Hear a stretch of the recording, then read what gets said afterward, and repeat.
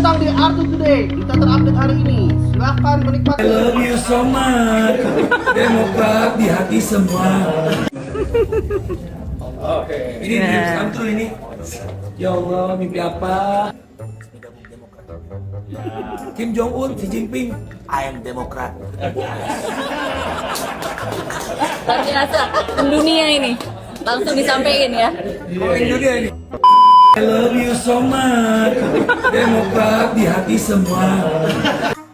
Dari dulu, ibu pengen banget aku ketemu sama ketum. Oh. Kalau bisa bicara yang ngomong cuma SBI, SBI. Kalau ketum muncul di TV, nah tuh air. Aldi Taher, Aldi harus yakin, air. Istri saya ngapain sama Ibu Anissa Pohan. Air buat om kita.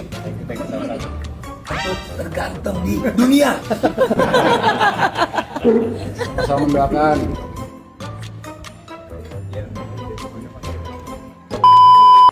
Lagunya Blue. Blue, oh blue.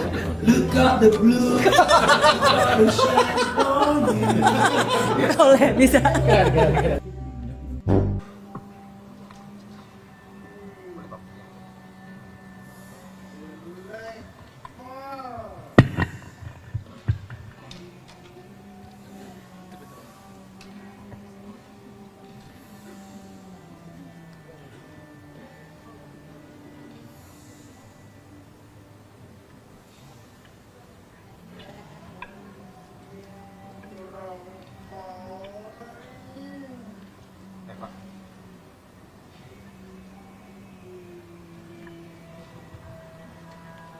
Terima kasih juga kepada teman-teman media, wartawan yang berkenan hadir untuk meliput acara ini. Sebagai pembuka, tentunya dipersilahkan kepada teman-teman media untuk bisa ikut mendengarkan dan meliput, tapi tentu nanti ada tahapan selanjutnya yang sifatnya internal. Baik, saya mulai. Ada 3 agenda sederhana. Kita ingin sama-sama menyadari urgensi mengapa protection terhadap Pantura ini harus segera kita lakukan. Yang kedua, kita juga ingin memahami langkah-langkah dan strategi yang harus kita jalankan bersama. Dan yang ketiga, tentunya tindak lanjutnya, follow up-nya seperti apa. Dan ini semua tentunya melibatkan semua stakeholders, sekali lagi pusat maupun daerah. Kita tahu bahwa Pantura Jawa ini memiliki nilai yang sangat strategis bagi pembangunan dan pertumbuhan ekonomi, bukan hanya untuk Jawa, bukan hanya untuk Banten, Jakarta, Jawa Barat, Jawa Tengah, Jawa Timur, tapi kontribusinya terhadap PDB secara nasional ini juga signifikan. Ada 5 pusat pertumbuhan industri, 70 kawasan industri, 28 kawasan peruntukan industri dan juga 5 kawasan ekonomi khusus yang ada di Pantura ini. Dan tentunya seperti yang saya sampaikan tadi, kita harus benar-benar melindungi agar jangan sampai terjadi disrupsi terhadap ekonomi, dan yang lebih buruk adalah terjadinya korban jiwa jika tidak ada langkah-langkah yang kita lakukan hari ini, karena setiap tahun akan terjadi pemburukan tanpa intervensi apapun dari pemerintah, dari negara. Jadi saya rasa kita semua sepakat melihat Jawa yang begitu kompleks dan penuh dengan potensi, tapi juga rentan jika tidak dilakukan langkah-langkah yang taktis tadi, maka bisa menyebabkan kerugian jangka panjang. Ini potret yang harus kita hadapi, yang harus masyarakat kita hadapi sehari-hari. Di Jakarta Utara sering terjadi banjir, menggenang. Begitu pula di provinsi, kabupaten, kota lainnya. Dan ini semua jangan sampai benar-benar menjadi norma yang kemudian kita anggap sebagai takdir kita. Tetapi kita harus melawan dalam tanda petik dengan upaya, dengan ikhtiar sekuat tenaga melalui pendekatan infrastruktur maupun pendekatan sosiologis dan juga ekologis yang tepat tepat sasaran. Bapak Ibu yang saya banggakan, di slide ini sekali lagi saya ingin menyampaikan bahwa setiap saat, seperti yang disampaikan oleh Bapak Presiden tadi dalam pidato beliau, bahwa telah terjadi penurunan permukaan tanah. Ini 1 hingga 20 cm setahun. Paling buruk terjadi di Jakarta dan juga di Semarang. Tapi di daerah-daerah lainnya juga terus terjadi land subsidence, penurunan permukaan tanah. Di saat yang bersamaan, bisa dikatakan ini sebagai twin pressures, tekanan ganda. Terjadi kenaikan permukaan air laut. Rising sea level ini juga mengkhawatirkan akibat pemanasan global 0,8 sampai 1,2 cm per tahun. Ini juga mengakibatkan terus mengintainya banjir rob yang bisa menghancurkan properti, merusak rumah-rumah warga, dan kembali saya juga mengingatkan bahwa ini berpotensi pada terjadinya bencana yang lebih buruk dan fatal. Bisa dilihat proyeksi penggenangan air laut hingga 2050 jika tanpa intervensi ini bisa buruk sekali, termasuk permukaan tanah yang bisa dilihat di slide ini. Berbeda-beda, tetapi kesimpulannya sama, bahwa ini harus dilakukan intervensi yang tepat sasaran. Sedangkan berbicara dampaknya, kita merasakan bahwa resiko dan dampak bencana ini benar-benar real, dan ini tidak boleh kita biarkan. Gelombang pasang yang ekstrim, kemudian juga ternyata bukan hanya kita menghadapi kelebihan air dalam bentuk banjir tadi, tapi juga kelangkaan dan krisis air. Ini juga harus kita tangani secara serius. Dan potensi kerugian ekonomi, 27% kontribusi dari Pantura terhadap PDB nasional. Ini signifikan. Jadi kalau kita memiliki proyeksi yang positif, maka kita harus menangani kondisi Pantura Jawa ini dengan baik dan serius. Dijaga jangan sampai terjadi kerusakan lingkungan yang semakin buruk.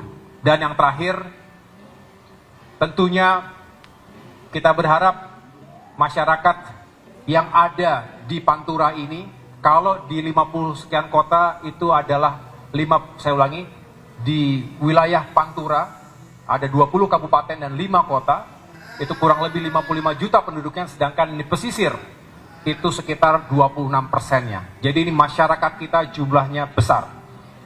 Oleh karena itu, ini adalah urgensi yang kita harapkan mendorong dan menggerakkan. Pemirsa, pasukan polisi lalu lintas robot pertama di China resmi bertugas di kota Hangzhou, sebuah pusat teknologi di Tenggara China. Ada sebanyak 15 robot pintar dikerahkan di kawasan wisata dan juga jalan protokol untuk mengoptimalkan manajemen lalu lintas di tengah lonjakan pengunjung libur di hari buruh.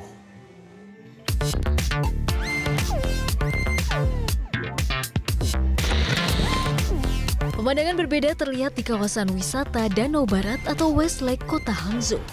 Sebanyak 15 robot pengatur lalu lintas pintar resmi dioperasikan untuk membantu tugas kepolisian setempat. Kehadiran pasukan robot ini menjadi solusi inovatif dalam menangani arus kendaraan dan pejalan kaki yang meningkat selama masa libur panjang.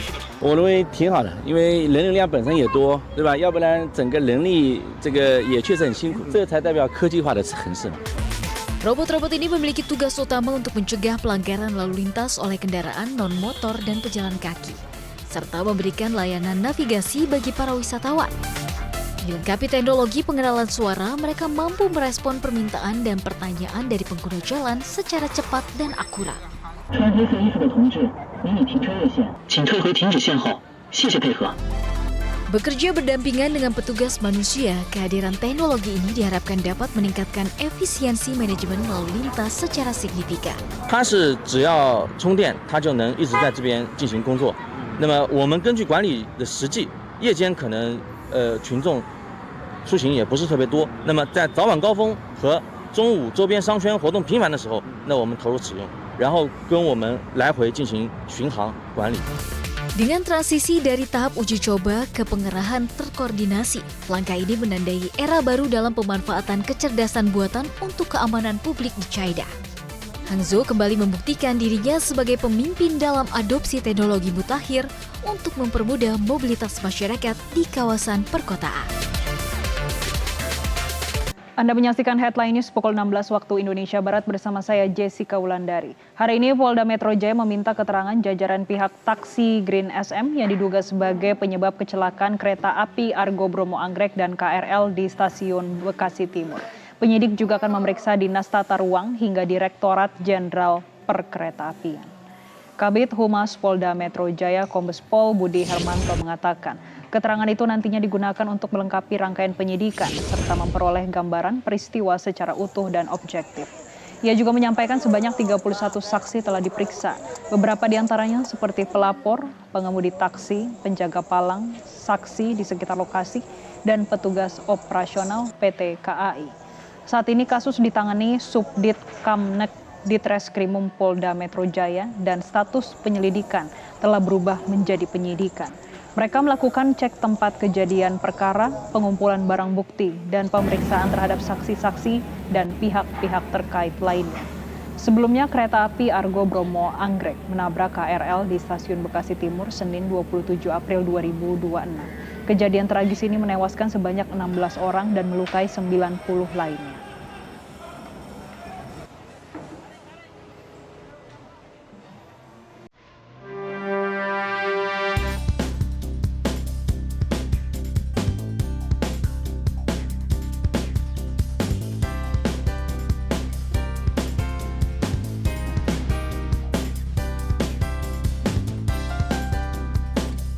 Ditreskrimum Polda Metro Jaya memeriksa sejumlah saksi terkait kecelakaan kereta di stasiun Bekasi Timur yang menyebabkan 16 orang meninggal dunia dan puluhan lainnya luka-luka.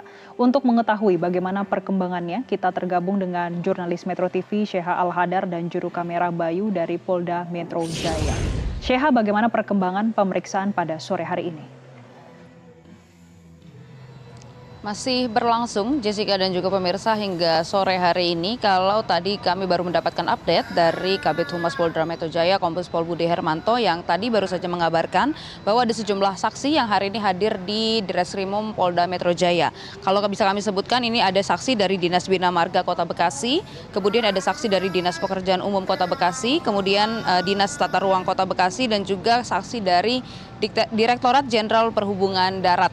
Nah, ini masih melangsungkan pemeriksaan di Ditreskrimum Polda Metro Jaya. Namun bukan hanya di sini dilakukan penyelidikan dan juga pemeriksaan saksi. Tadi juga dikatakan bahwa sudah ada pemeriksaan di Polres Metro Bekasi yang mana ada sejumlah saksi yang diperiksa, yakni sopir taksi dan juga saksi palang pintu yang ada di lokasi kejadian atau tempat kejadian perkara. Nah, itu yang hari ini memang diperiksa oleh Polda Metro Jaya dan juga Polres Metro Bekasi. Namun ada sejumlah saksi yang memang pemeriksaannya ditunda. Disebutkan bahwa tadi untuk saksi dari perusahaan Finfast atau perusahaan taksi ini ditunda hingga Selasa tanggal 5 Mei 2026. Kemudian untuk saksi dari petugas pengawas selatan dan juga kepala Sintel ini ditunda hingga Jumat tanggal 8 Mei 2026. Nah, tentunya ada kegiatan lain juga di mana di Polda Metro Jaya bersama Lapor ini dilaksanakan kegiatan dokumentasi terhadap objek-objek yang berkaitan dengan perkara ini. Nah, Jessica dan juga pemirsa, tadi seperti yang Anda sebutkan bahwa memang hingga saat ini tahapnya memang sudah naik dari penyelidikan hingga ke penyidikan, dan saat ini sudah ada 31 saksi yang sudah diperiksa oleh Polda Metro Jaya.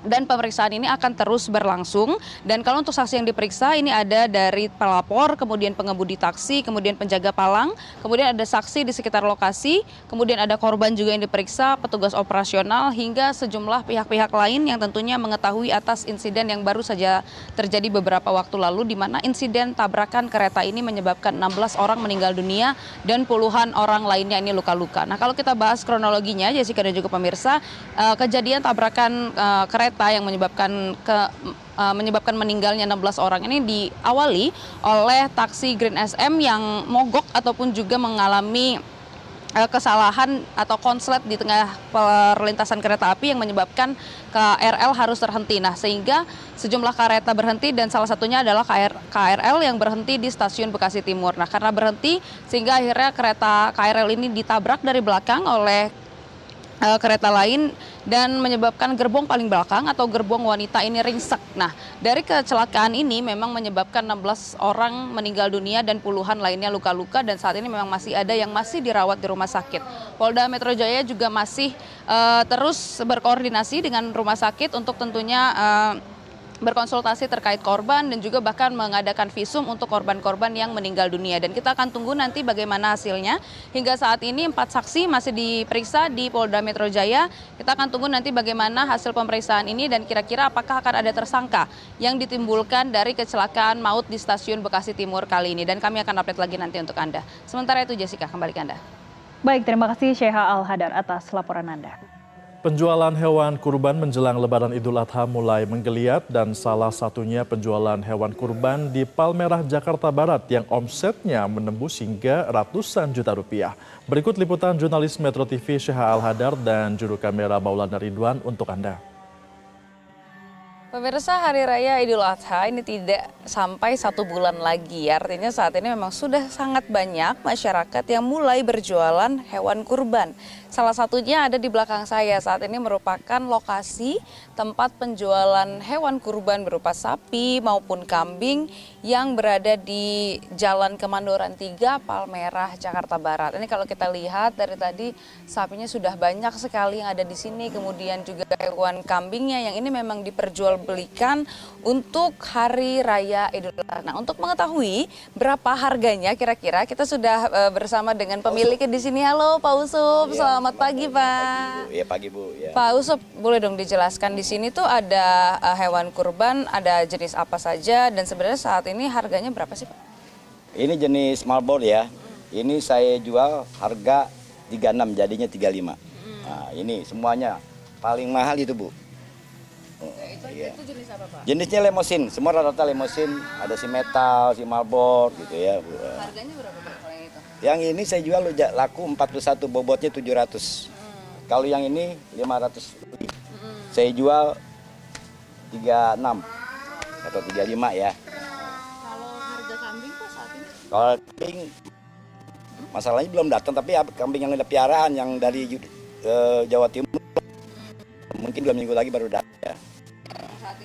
Saat ini piaraan saya jual paling mahal 8 juta, bobotnya hampir 67 kilo. Nah, yang paling murah 4 juta, bobotnya sekitar 38 atau 37.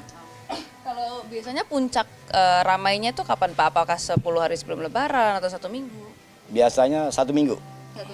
Udah pada datang yang kambing, yang sapi udah susah nawarinnya udah pasang gitu aja. Kalau dalam 1 tahun misalnya di setiap bulan jelang liburan Idul Adha ini biasanya penjualannya berapa banyak Pak? Kalau di sini saya tiap tahun kalau sapi 50 ekor, kalau kambing hampir 200. Oke, berarti omsetnya itu sampai ratusan juta ya Pak? Iya. Oke, berarti banyak ya Pak ya. Iya. Kalau sehari Pak pembelinya kira-kira berapa banyak? Kalau sekarang palingin 2 ekor, 1 ekor. Tapi kalau tinggal 1 minggu bisa, wah cepet deh. Langsung banyak ya Pak ya? Iya, ada yang beli 2 ekor, 3 ekor gitu. Oke, baik.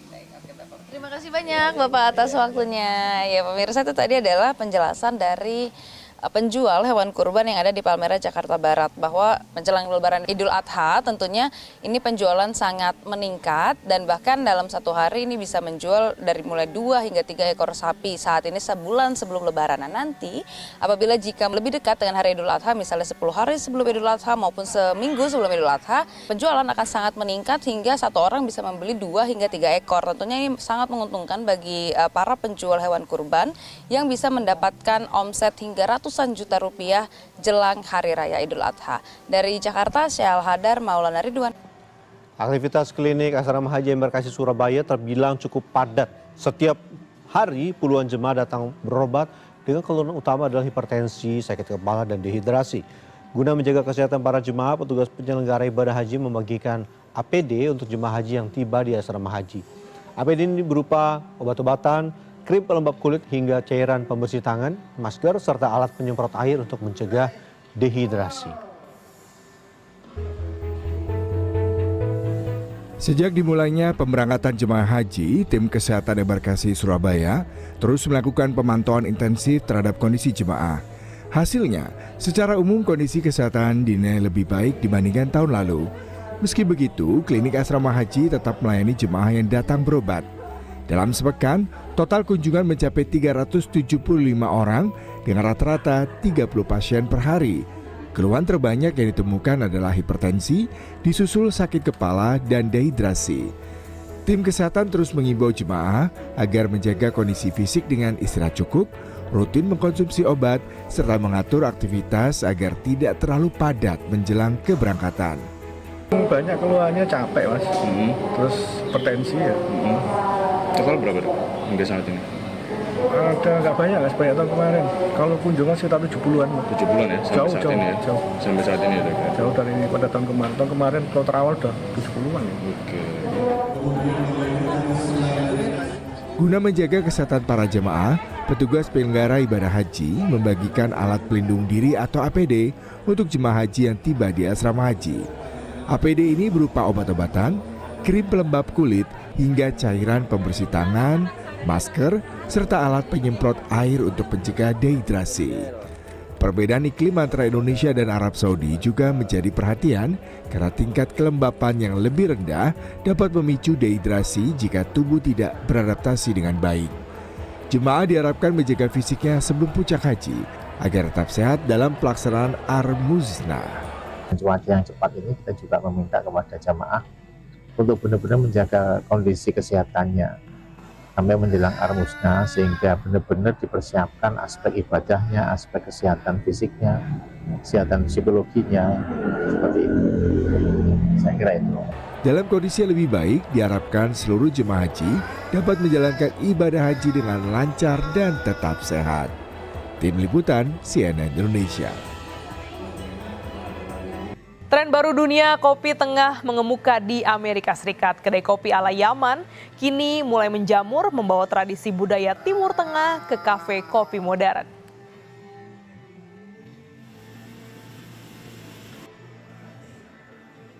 Di berbagai kota di Amerika Serikat, kedai kopi Yaman kini hadir dan menarik perhatian. Bisnis ini tumbuh pesat, didorong komunitas imigran yang membawa warisan budaya mereka. Dari pusat kota hingga kawasan pinggiran, Cafe Yaman muncul dengan konsep berbeda. Tidak hanya menyajikan kopi, tempat ini juga menawarkan pengalaman sosial dan budaya. I work for Haraz Coffee House. We are a franchise with 50 operating units and 50 more in development by the end of this year. Our beans come from an ancient mountainous region in Yemen named Haraz. Yemen was the birthplace of brewed coffee. Kehadiran kafe ini terkait erat dengan sejarah Yaman sebagai salah satu tempat lahirnya perdagangan kopi dunia. Para pemilik usaha membawa tradisi itu ke pasar Amerika Serikat. It's a different vibe than in every other coffee shop. When someone walks in here, like most of our customers, they walk in here and they're like, wow, what a beautiful place. I've never been to a place like this. Kafe Kopi Yaman juga menjadi ruang berkumpul yang buka hingga malam hari sebagai alternatif tempat hiburan bagi warga di sejumlah kota di Amerika Serikat. Menu yang ditawarkan pun beragam, mulai dari kopi dengan rempah seperti kapulaga dan jahe, hingga teh adani dan hidangan penutup khas Yaman lainnya. I would say our most popular drink is the Adani tea, right? And that's a black tea with milk and some spices, but it's very common, similar to a Indian chai. So everyone is kind of learning about our culture through Yemeni coffee, as well as some of the design and architecture. Right? These are not things that you see at a typical coffee shop. Tren kopi ini didorong minat konsumen terhadap pengalaman otentik dan unik. Meski menghadapi tantangan seperti harga kopi global dan pasokan kopi yang dinamis, bisnis kafe kopi Yaman ini kini terus berkembang pesat.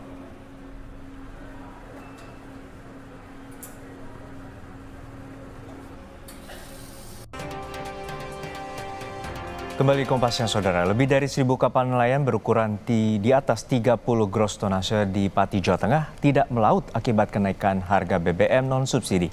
Harga BBM non-subsidi yang biasanya digunakan kini mencapai Rp30.000 per liter dan dirasakan membebani para nelayan maupun pemilik kapal.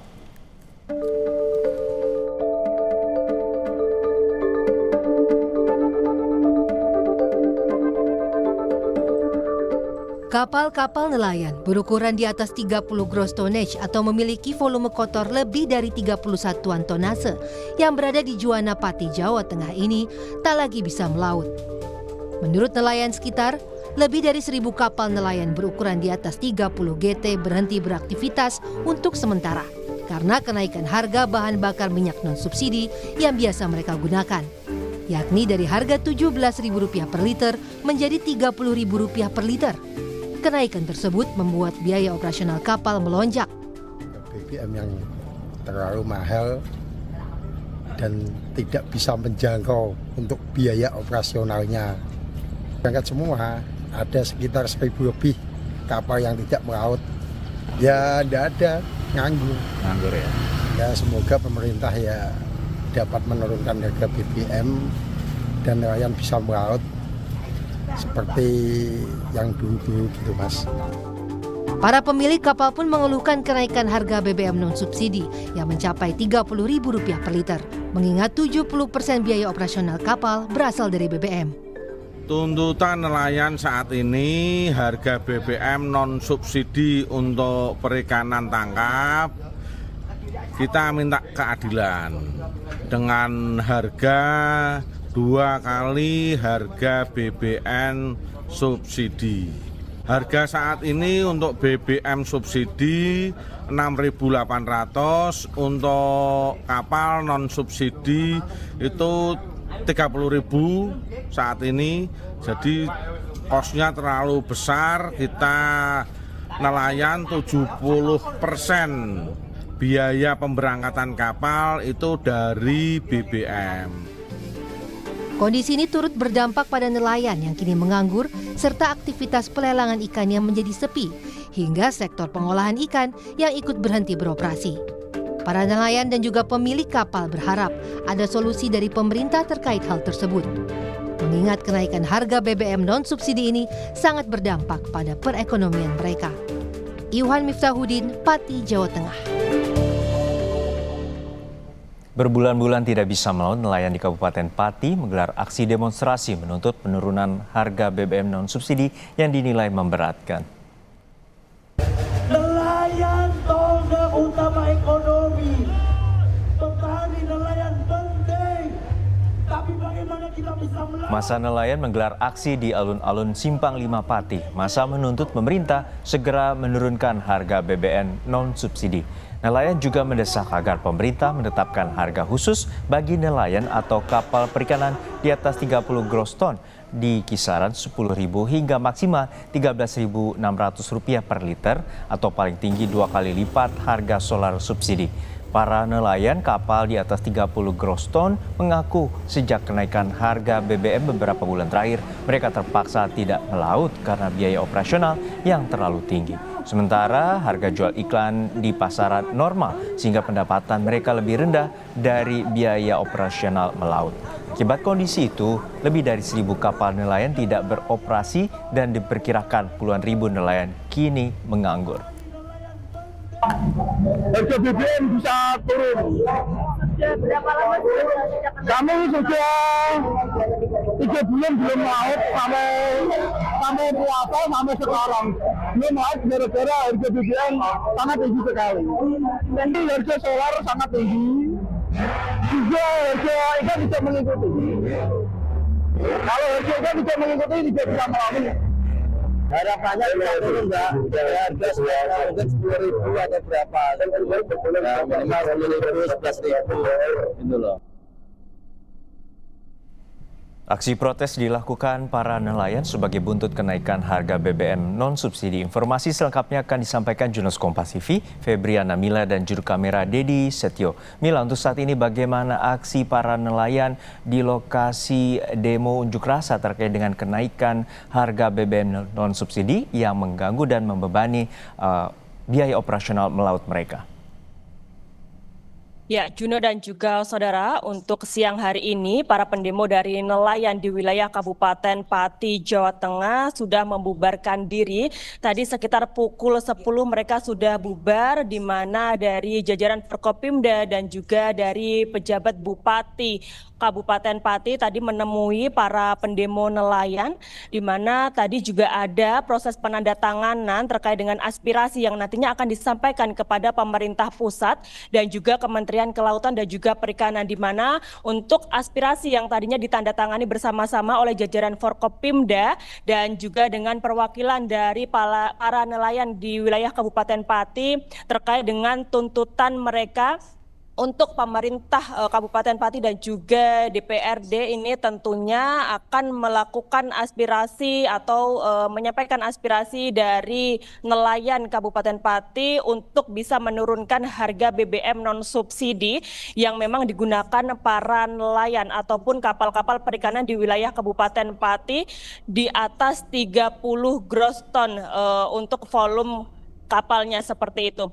Dan kemudian untuk aspirasi ini tadi dari masyarakat ataupun nelayan Kabupaten Pati menyampaikan selain mendesak pemerintah untuk menurunkan harga BBM non-subsidi, juga mendesak pemerintah untuk memberikan harga BBM khusus bagi nelayan dan juga kapal-kapal perikanan di seluruh wilayah Indonesia. Karena memang untuk diketahui saat ini harga BBM non-subsidi yang digunakan oleh para nelayan harganya sudah mencapai Rp26.000 hingga Rp30.000 per liternya. Tentunya harga ini sangat naiknya cukup signifikan, yakni sudah 2 kali naik sejak perang di Timur Tengah sejak bulan Maret seperti itu, sehingga mengakibatkan ribuan ataupun sekitar 1.200 kapal dari nelayan yang memiliki kapal dengan volume 30 gross, di atas 30 gross ton ini tidak bisa melaut seperti itu.